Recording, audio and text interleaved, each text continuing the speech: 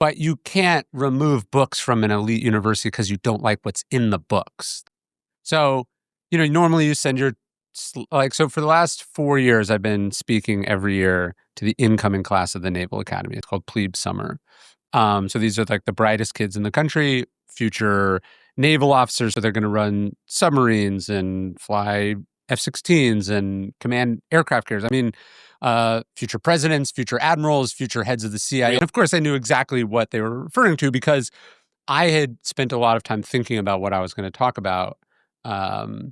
And one of the things I felt sort of duty bound to address was they had just removed several hundred titles from the Naval Academy library as part of this order from the president that was supposedly about addressing DEI and wokeness or whatever. They had removed books that talked about those themes from the library. But you can't remove books from an elite university because you don't like what's in the books. Well, and this is why we don't ban books, because it's stupid. When you have ChatGPT pull up a list of books that it thinks might be objectionable, and then you just rip them out of a library, you're in very dangerous territory. In fact, we have to engage with ideas that we disagree with and dislike. And it's like, I felt, and I don't know if I could have made this decision early on in my life, but I'd talked to these kids who are going to, again, in the future be entrusted with nuclear weapons and immensely powerful bits of machinery and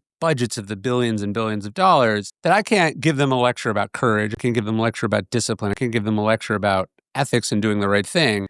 And then when someone says, hey, if you want to keep talking here, we'd like you not to speak about the things that we're trying to sweep under the rug. And so I said, I can't do that. And so, of course, the invitation was revoked.